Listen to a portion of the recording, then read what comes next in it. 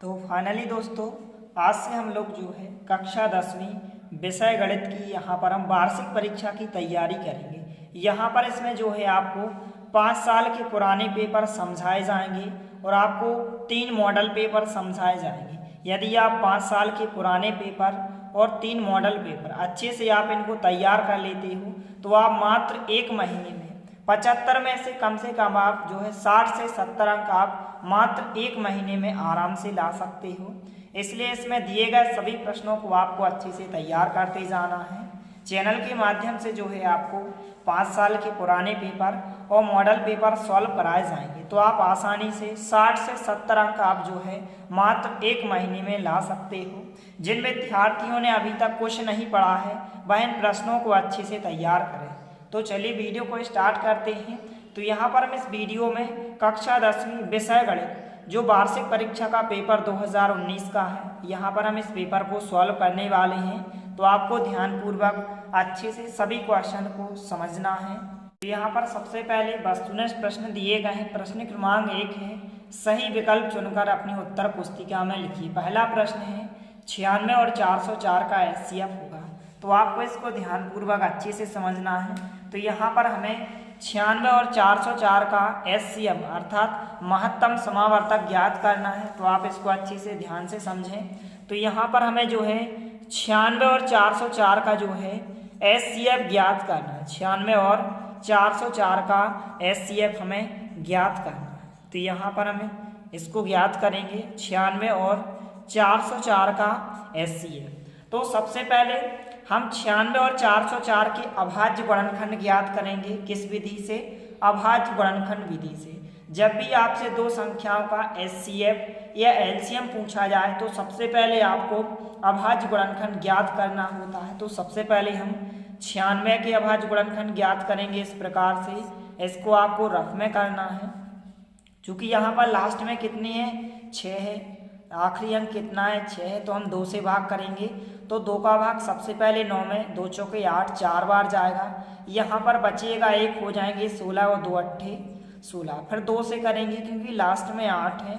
जब भी लास्ट में 0, 2, 4, 6, 8 इस प्रकार से अंक हों तो आपको 2 से भाग करना है। इसके बाद हम 2 से फिर करेंगे तो 2 दूनी 4 होगा और 2 चौके 8 होगा। फिर इसके बाद करेंगे तो 2 का भाग हम 24 में करेंगे तो 2 एकम 2 और 2 दूनी 4 हो जाएंगे। फिर 2 से करेंगे तो 2 का भाग 12 में 6 बार जाएगा। फिर इसके बाद करेंगे तो 2 का भाग 6 में 3 बार जाएगा और 3 में केवल 3 का ही भाग जाता है तो 3 एकम 3। तो इस प्रकार से 96 के अभाज्य गुणनखंड इस प्रकार से हो जाएंगे। इसी प्रकार से हम 404 के अभाज्य गुणनखंड ज्ञात करेंगे अभाज्य गुणनखंड विधि से। तो यहाँ पर हमने 404 को लिखा, चूँकि लास्ट में जो आखिरी अंक कितना है? 4 है। तो हम 2 से भाग करेंगे।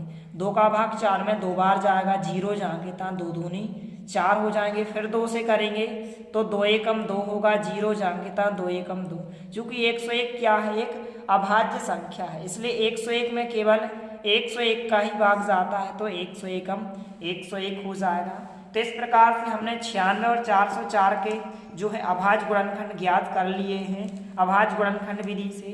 अब हमें HCF ज्ञात करना है अर्थात हमें महत्तम समावर्तक ज्ञात करना है। इसलिए यहाँ पर हम 96 के अभाज्य गुणनखंड लिखेंगे। यहाँ पर आप देख सकते हैं 96 के अभाज्य गुणनखंड कौन कौन सी संख्याएं हैं? 2 कितनी बार हैं? 1, 2, 3, 4, 5। 2 5 बार हैं और 3 1 बार हैं। तो इस प्रकार से हम लिखेंगे। यहाँ पर 2 को हम 5 बार लिखेंगे इस प्रकार से। 2 गुणित 2 गुणित इस प्रकार से हमने 5 बार लिखा और 3 1 बार है तो हमने 3 को लिखा। इसी प्रकार से हमने जो है 404 के अभाज्य गुणनखंड ज्ञात किए हैं। यहाँ पर आप देख सकते हैं 404 के अभाज्य गुणनखंड है। तो यहाँ पर हम 404 को लिखेंगे और 404 के अभाज्य गुणनखंड यहाँ पर आप देख सकते हैं 2 2 बार हैं और 101 1 बार है। तो यहाँ पर हम इस प्रकार से लिखेंगे 2 गुणित 2 और गुणित 101। अब इसके बाद हमें 96 और 404 का क्या ज्ञात करना है? HCF ज्ञात करना है अर्थात महत्तम समावर्तक ज्ञात करना है। तो यहाँ पर हम लिखेंगे इसलिए 96 और 404 का HCF क्या ज्ञात करना है? HCF ज्ञात करना अर्थात महत्तम समावर्तक ज्ञात करना है। तो HCF हम कैसे ज्ञात करते हैं? तो दोनों संख्याओं के गुणनखंड में हमें जो है उभयनिष्ठ गुणनखंड को चेक करना है, अर्थात ऐसी संख्या देखना है जो दोनों में हो, दोनों के अभाज्य गुणनखंड में हो, 96 के अभाज्य गुणनखंड में भी हो वही संख्या, और वही संख्या 404 के अभाज्य गुणनखंड में हो। तो यहाँ पर आप देख सकते हैं सबसे पहले 2 यहाँ पर हैं और 2 यहाँ पर हैं, तो 2 यहाँ पर आ जाएगा। फिर इसके बाद दूसरे 2 भी यहाँ पर हैं और यहाँ पर भी दूसरे 2 यहाँ पर हैं, तो यहाँ पर हम गुणा का चिन्ह लगाएंगे और 2 लिखेंगे। इसके बाद तीसरे 2 तो यहाँ पर हैं लेकिन यहाँ पर नहीं है, यहाँ पर 2 हैं, यहाँ पर 2 नहीं, यहाँ पर 2 हैं, यहाँ पर 2 हैं, यहाँ पर 3 है लेकिन यहाँ पर 3 नहीं, यहाँ पर 101 है लेकिन इसमें 101 नहीं है। तो केवल ऐसी 2 ही संख्या है, 2 और 2 इसमें थे, 2 हमने लिखा, 2 और इसमें थे तो हमने 2 को लिखा। तो इस प्रकार से ऐसी केवल 2 ही संख्या हैं जो दोनों के अभाज्य गुणनखंड में है, दोनों संख्याओं के गुणनखंड में है। 2 और 2 यहाँ पर 2, 2 और 2 यहाँ पर 2। अब इसके बाद 2 और 2 का गुणा करेंगे तो 2 दूनी कितने हो जाएंगे 4। तो 96 और 404 का एचसीएफ कितना होगा 4 हो जाएगा। तो 4 इसका राइट आंसर होगा। यहाँ पर आप देख सकते हैं इस प्रकार से आपको 4 ऑप्शन दिए गए हैं, जिसमें बी नंबर के ऑप्शन में 4 दिया गया है, तो बी नंबर का ऑप्शन 4 इसका राइट आंसर होगा। तो इस प्रकार से आपको ध्यान रखना है कि 96 और 404 का एचसीएफ कितना हो जाएगा 4 होगा। बी नंबर का ऑप्शन इसका करेक्ट आंसर होगा। तो इस प्रकार से आप आसानी से 96 और 404 का एचसीएफ निकाल सकते हैं। और इस प्रकार के क्वेश्चन जो है 2 अंक में भी पूछे जाते हैं कि आपको कोई भी 2 संख्या दी जाएंगी और आपसे कहा जाएगा कि इनका एचसीएफ या एलसीएम ज्ञात कीजिए, तो आप आसानी से ज्ञात कर सकते हैं। इसके बाद जो है दूसरा क्वेश्चन है, यदि द्विघात बहुपद दिया गया है ax वर्ग प्लस bx प्लस c के शून्यक अल्फा और बीटा हो, तो अल्फा इंटू बीटा का मान होगा। तो आपको अच्छे से ध्यान रखना है कि जो शून्यकों का गुणनफल अर्थात अल्फा इंटू बीटा का जो मान होता है कितना होता है c/a होता है। ए नंबर का ऑप्शन इसका राइट आंसर होगा। और आपको ध्यान रखना है कि यदि शून्यकों का योगफल पूछा होता, क्या पूछा होता अल्फा प्लस बीटा का मान, तो यह क्या होता है माइनस का b/a होता है। लेकिन शून्यकों का गुणनफल अर्थात अल्फा इंटू बीटा जो होता है c/a होता है। इस प्रकार से इनको आपको अच्छे से ध्यान रखना है। वार्षिक परीक्षा में आपसे इनमें से एक क्वेश्चन पूछा जाता है कि आपसे पूछा जाएगा कि शून्यकों का योगफल अल्फा प्लस बीटा का मान क्या होता है, माइनस का b/a होता है। और शून्यकों का गुणनफल अल्फा इंटू बीटा का मान जो होता है c/a होता है। इसी प्रकार से क्वेश्चन में पूछा गया है कि यहाँ पर यदि द्विघात बहुपद इस प्रकार से दिया गया तो अल्फा इंटू बीटा शून्यकों का गुणनफल पूछा गया है तो क्या होता है c/a होता है। ए नंबर का ऑप्शन इसका राइट आंसर होगा। इसके बाद तीसरा क्वेश्चन है, बहुपद इस प्रकार से दिया गया है x वर्ग माइनस 3 के शून्यक होंगे। 4 ऑप्शन दिए गए हैं, तो आइए इसको हम रफ में समझ लेते हैं। तो क्वेश्चन इस प्रकार से है, इसके हमें शून्य ज्ञात करना है। तो जब भी आपको एक बहुपद दिया जाए और आपसे कहा जाए कि शून्य ज्ञात कीजिए, तो आप एक ट्रिक से ध्यान रखें। जब भी आपसे शून्य की बात की जाए तो यहाँ पर आप देख सकते हैं शून्यक में कौन सा शब्द छिपा होता है, शून्य शब्द छिपा होता है। तो जब भी आपसे शून्य ज्ञात करने को कहा जाए, आपको एक बहुपद दिया जाए और आपसे कहा जाए कि शून्य ज्ञात कीजिए, तो आपको क्या करना है, इस बहुपद के बराबर आपको क्या ले लेना है, शून्य लेना है, अर्थात 0 ले लेना है। इस प्रकार से जैसे बहुपद दिया x वर्ग माइनस 3, तो इसके बराबर हम क्या लेंगे 0 लेंगे, क्योंकि शून्यक में शून्य शब्द होता है। इसलिए जब भी आपको शून्य ज्ञात करने होते हैं और आपको एक बहुपद दिया जाए तो आपको उस बहुपद के बराबर 0 ले लेना है। इस प्रकार से जैसे यहाँ पर हमने लिखा, तो हमने इस बहुपद के बराबर शून्य को लिखा। अब इसके बाद हम x का मान निकालेंगे, यही इसके शून्यक हो जाएंगे। तो x वर्ग जाएंगे तब 0 को लिखें चाहे ना लिखें, इसका कोई मतलब नहीं। जैसे हमने 0 को जांघिता लिखा, माइनस का 3 का पक्षांतर इस तरफ करेंगे तो माइनस का 3 इस तरफ आएगा तो प्लस का 3 हो जाएगा। इसके बाद 0 में 3 को जोड़ेंगे तो 3 जांघिता आ जाएंगे। अब इसके बाद हमें x का मान ज्ञात करना है, तो यहाँ पर जब हम वर्ग हटाएंगे तो यहाँ पर वर्गमूल आ जाएगा, अर्थात करनी लग जाएगी और यहाँ पर प्लस और माइनस का चिन्ह आ जाएगा और 3 जो है करनी के अंदर आ जाएंगे। क्योंकि यहाँ पर x पर कितने की घात है, 2 की घात है, इसलिए जो इस बहुपद के शून्यक होंगे, कितने शून्यक होंगे, 2 शून्यक होंगे। तो इस प्रकार से x का मान प्लस करनी 3 भी हो सकता है और x का मान जो है माइनस का कर्ण 3 भी हो सकता है, यही इसके शून्यक हो जाएंगे। तो इस प्रकार से इस बहुपद के जो शून्यक होंगे x बराबर प्लस माइनस कर्ण 3 होंगे, यही इसका राइट आंसर होगा। तो यहाँ पर आप देख सकते हैं जो कि ऑप्शन नंबर इस प्रकार से यहाँ पर ऑप्शन दिए गए थे प्लस माइनस कर्ण 3, जो कि ऑप्शन नंबर ए में दिया गया है। तो इस बहुपद के शून्यक क्या हो जाएंगे प्लस माइनस कर्ण 3। तो जब भी आपसे शून्यक ज्ञात करने को कहा जाए तो आपको बहुपद के बराबर क्या ले लेना है, 0 ले लेना है, और x का मान आप निकालेंगे तो x का मान प्लस माइनस कर्ण 3 होगा, यही इसके शून्यक हो जाएंगे। इसके बाद जो है चौथा क्वेश्चन इस प्रकार से है कि जब a1 बटे a2 बराबर है b1 बटे b2 के लेकिन बराबर नहीं है c1 बटे c2 के हो तो समीकरण निकाय a1x plus b1y plus c1 बराबर 0 तथा a2x plus b2y plus c2 बराबर 0 के कौन से हल होंगे। तो जब इस प्रकार की शर्त होती है तो इस प्रकार की शर्त में इसका कोई भी हल नहीं होता, क्या होता है का कोई हल नहीं होगा। इस प्रकार की जो है 3 शर्तें होती हैं, इनको आप अच्छे से ध्यान रखें, तो इनको आप थोड़ा सा अच्छे से समझ लें। जब इस प्रकार से a1 बटे a2 बराबर नहीं होता है b1 बटे b2 के तो इनका क्या होता है, एक अद्वितीय हल होता है। क्या होता है, अद्वितीय हल होता है। और रेखाएं कैसी होती हैं, प्रतिच्छेदी रेखाएं होती हैं। इन शर्तों को आपको अच्छे से ध्यान रखना है, इनका अद्वितीय हल होता है और रेखाएं कैसी होती हैं, प्रतिच्छेदी रेखाएं होती हैं जब इस प्रकार की शर्त होती है। अब इसके बाद जब इस प्रकार की शर्त होती है a1 बटे a2 बराबर तो होता है b1 बटे b2 के लेकिन c1 बटे c2 बराबर नहीं होता है, तो इस प्रकार से क्या होता है, इनका कोई भी हल नहीं होता है। क्या होता है, कोई भी हल नहीं होता है। इन निकाय का क्या होता है, कोई भी हल नहीं होता है। और रेखाएं कैसी होती हैं, समांतर रेखाएं होती हैं। कैसी रेखाएं होती हैं, समांतर रेखाएं होती हैं, आपको अच्छे से ध्यान रखना है।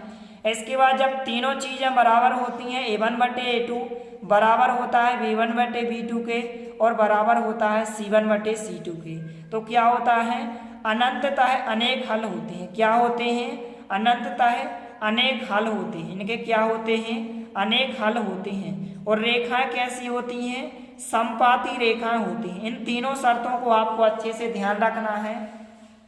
जब a1 बटे a2 बराबर नहीं होता है b1 बटे b2 के तो इनका अद्वितीय हल होता है और रेखाएं प्रतिच्छेदी होती हैं। और जब a1 बटे a2 बराबर तो होता है b1 बटे b2 के लेकिन c1 बटे c2 बराबर नहीं होता है तो इनका कोई भी हल नहीं होता है।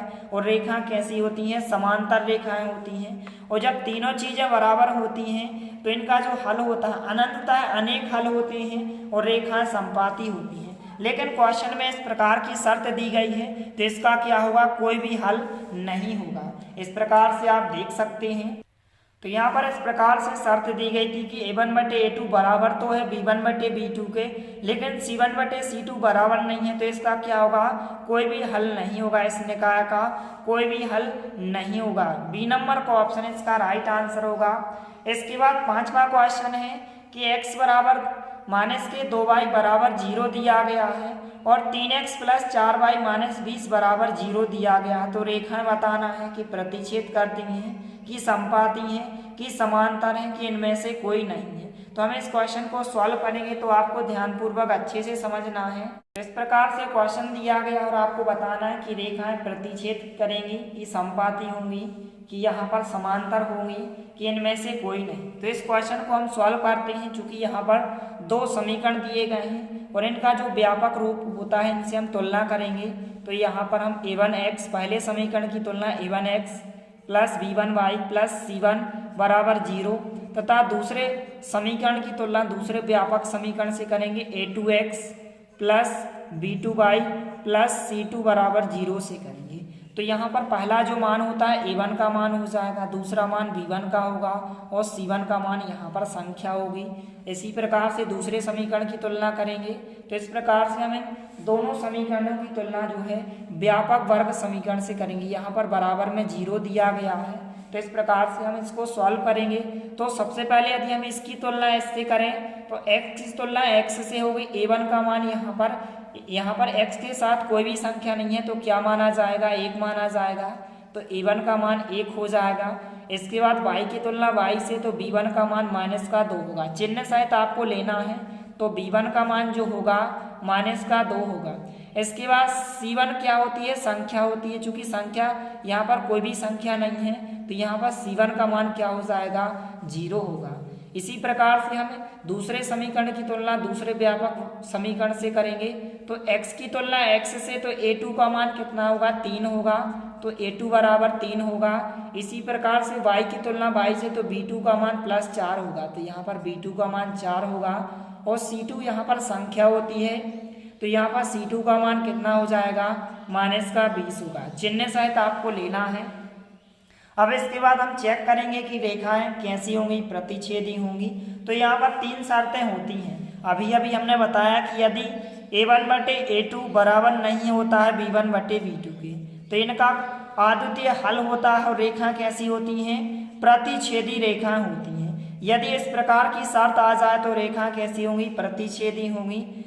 इसके बाद यदि इस प्रकार की शर्त आ जाए a1/a2 बराबर तो होता है b1/b2 के, लेकिन c1/c2 के बराबर नहीं होता है, तो रेखाएं कैसी होती हैं, समांतर रेखाएं होंगी।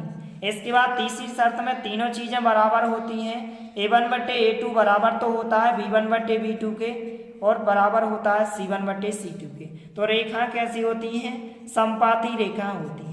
तो हम चेक करेंगे कि इन तीनों शर्तों में से कौन सी शर्त आती है।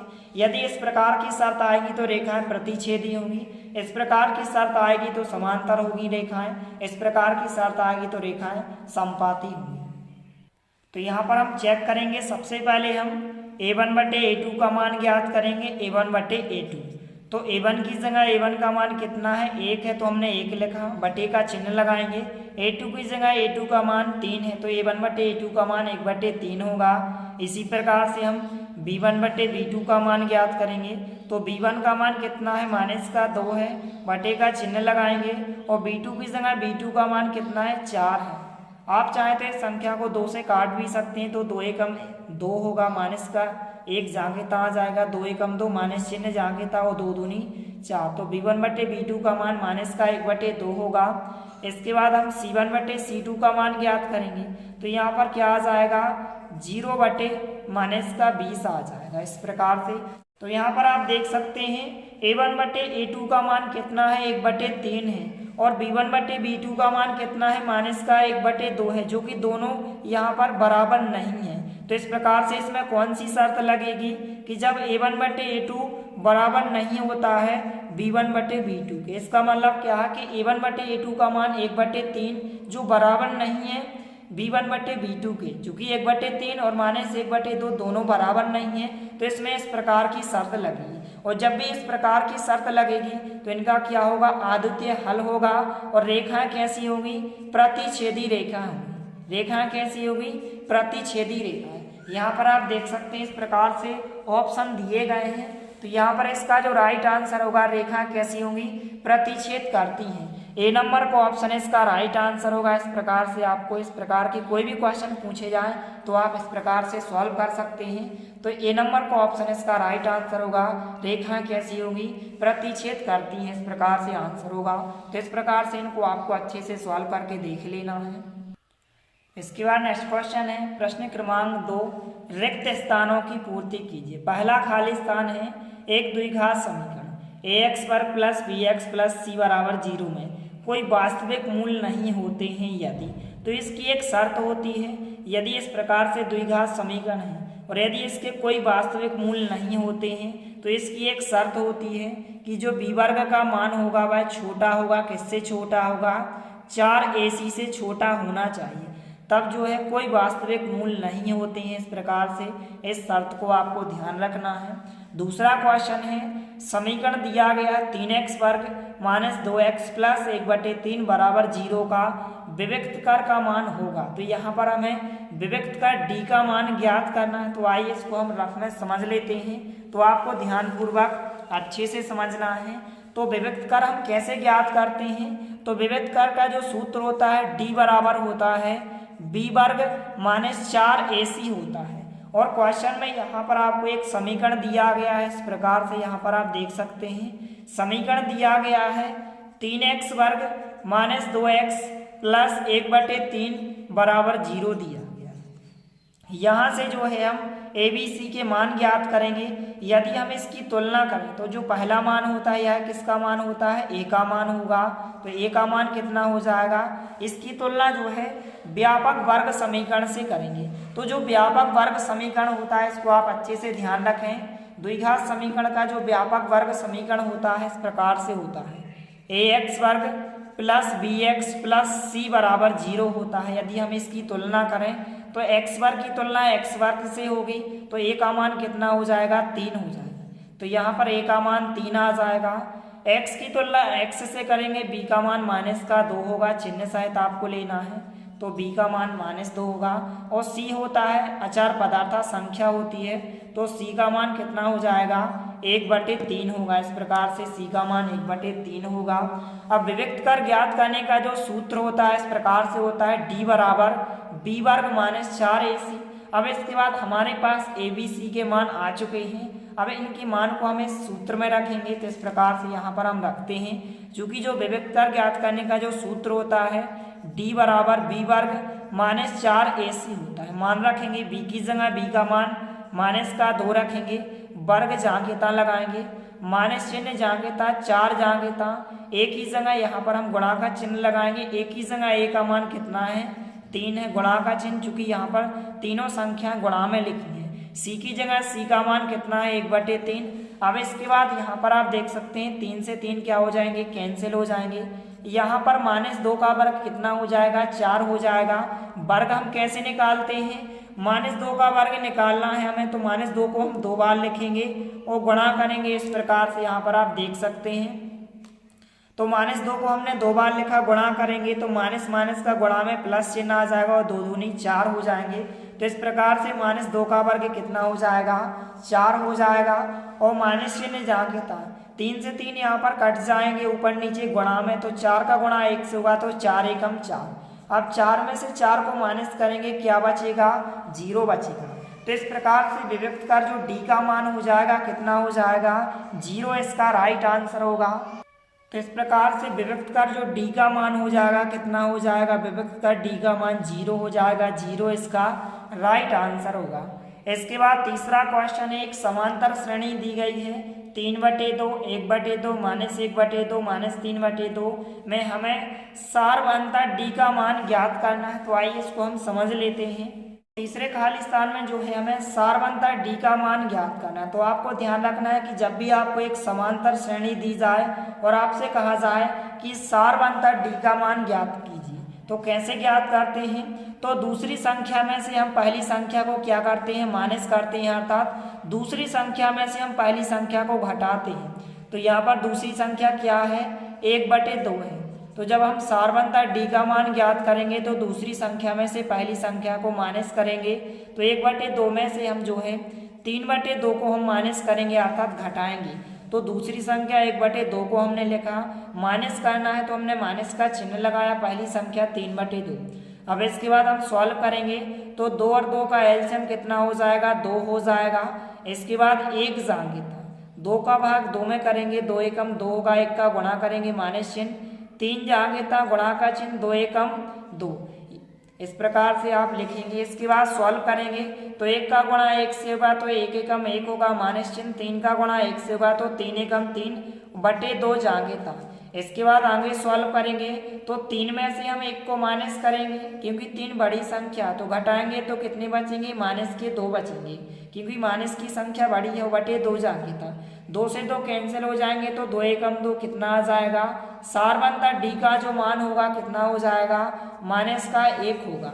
तो आपको ध्यान रखना है कि जब भी आपको एक समांतर श्रेणी दी जाए और आपसे कहा जाए कि सारवंता डी का मान ज्ञात कीजिए, तो आपको जो है दूसरी संख्या में से पहली संख्या को इस प्रकार से घटा देना है और इस प्रकार से आप सॉल्व करेंगे तो आंसर हो जाएगा। तो डी का मान कितना होगा, सारवंतर का मान -1 होगा। तो इस प्रकार से तीसरे खाली स्थान का आंसर है, इसमें सारवंता डी का मान कितना हो जाएगा, -1 इसका राइट आंसर होगा। इसके बाद चौथा क्वेश्चन है, चौथा खाली स्थान है, किसी प्रयोग की सभी प्रारंभिक घटनाओं की प्रायिकता का योग। आपको ध्यान रखना है कि किसी भी संभव घटनाओं की प्रायिकता का जो सदैव योग होता है कितना होता है, एक होता है।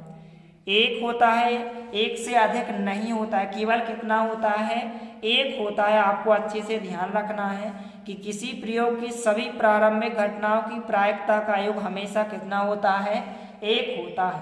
पांचवा खाली स्थान है, कोण थीटा वाले त्रिज्य खंड का क्षेत्रफल का सूत्र खाली स्थान है। तो क्षेत्रफल का जो सूत्र होता है इसको आपको अच्छे से ध्यान रखना है। जो क्षेत्रफल का सूत्र होता है त्रिज्य खंड का, वह होता है थीटा बटे 360 और इंटू में होता है पाई आर वर्ग। इस प्रकार से आपको ध्यान रखना है। जो यहाँ पर कोण थीटा वाले त्रिज्य खंड का क्षेत्रफल का जो सूत्र होता है, क्षेत्रफल बराबर थीटा बटे 360 इंटू में होता है पाई आर वर्ग। इस प्रकार से आपको ध्यान रखना है। तो इस प्रकार से प्रश्न क्रमांक 2 को आपको अच्छे से तैयार कर लेना है। इसके बाद जो है प्रश्न क्रमांक 3 है, निम्नलिखित में सत्य असत्य बताइए। पहला प्रश्न है, वृत्त के केंद्र से जीवा पर डाला गया लंब जीवा को समद्विभाजित करता है। तो इसको थोड़ा सा यदि आप रफ में समझ लें तो इस प्रकार से मान के चले एक वृत्त हमने इस प्रकार से बनाया और मान के चले हमने एक जीवा को बनाया। इस प्रकार से हमने एक ए बी जीवा को माना। तो वृत्त के केंद्र से जो है जीवा पर डाला गया लंब, वृत्त का केंद्र इस प्रकार से, तो वृत्त के केंद्र से यदि हम जीवा पर लंब डालें इस प्रकार से, तो जीवा को जो है समान दो भागों में बांटता है अर्थात समद्विभाजित करता है। यदि यह भाग 4 सेंटीमीटर का है तो 2 सेंटीमीटर इस तरफ होगा और 2 सेंटीमीटर इस तरफ होगा।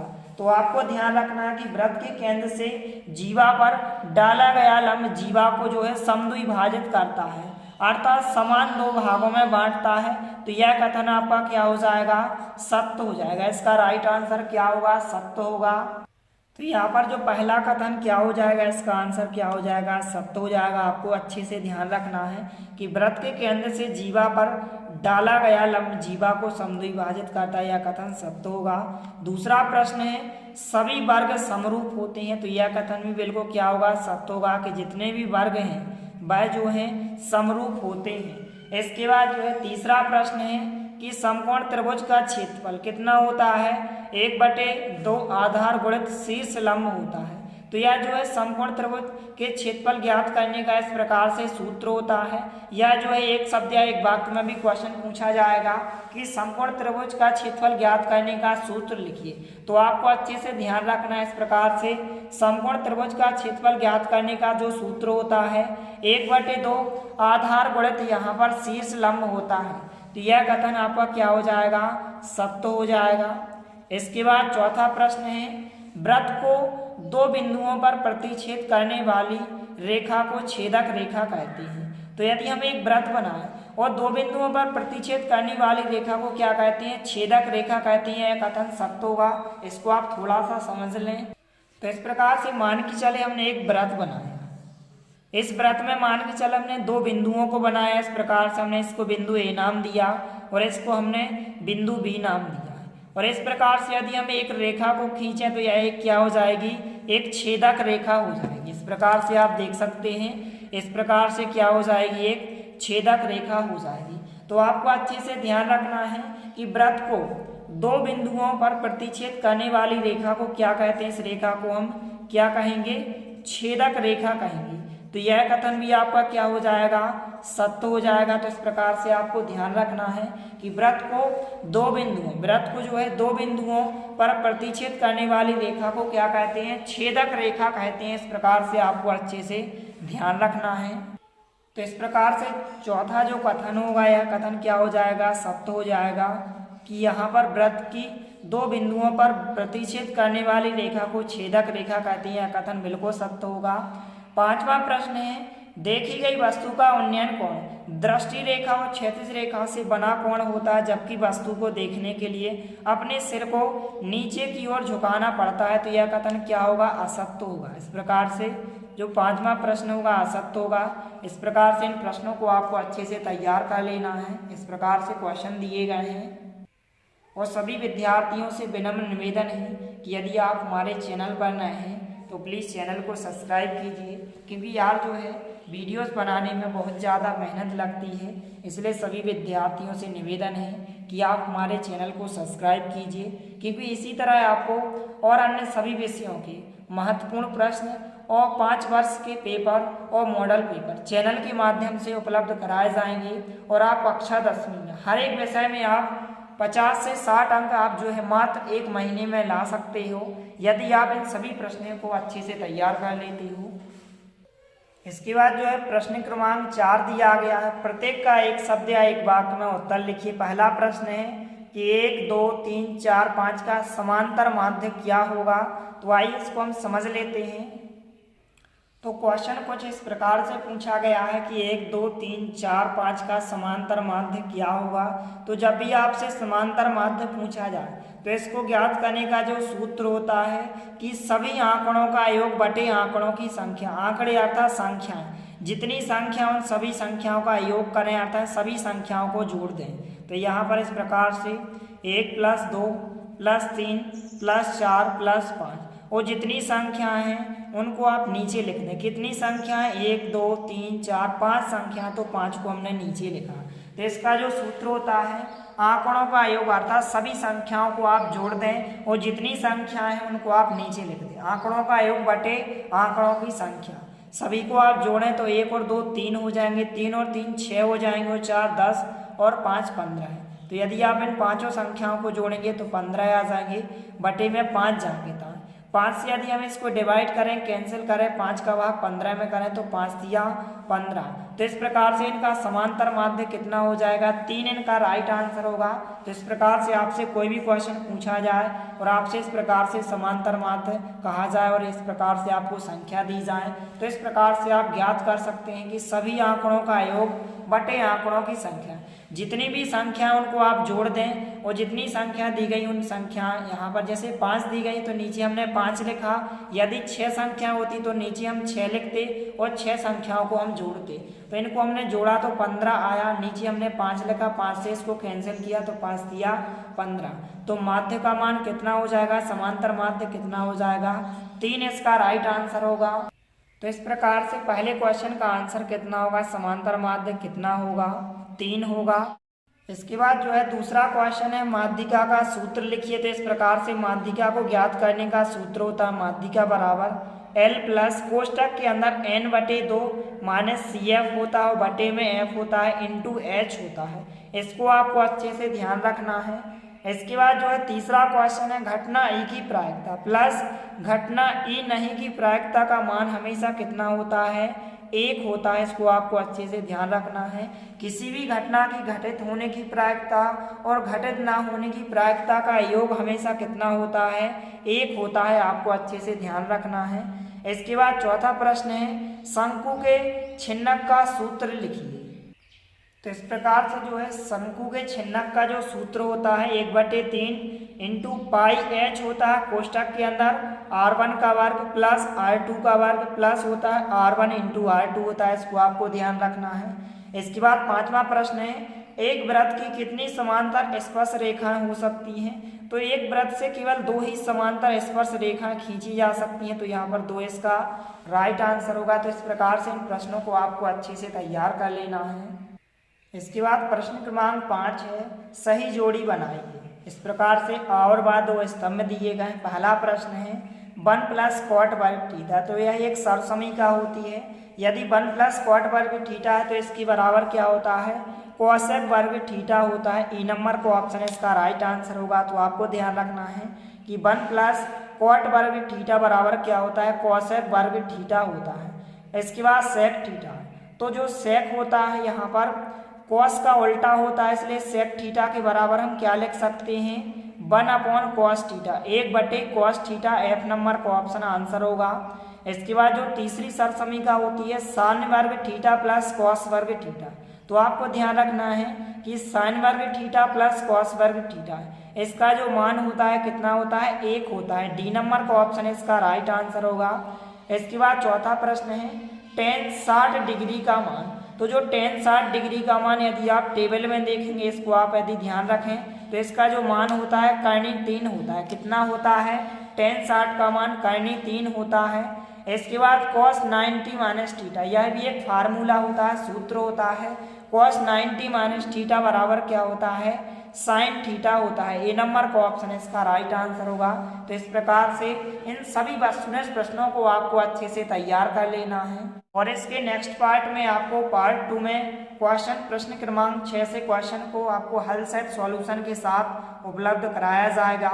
मिलते हैं अगले वीडियो में, तब तक के लिए जय हिंद, वंदे मातरम।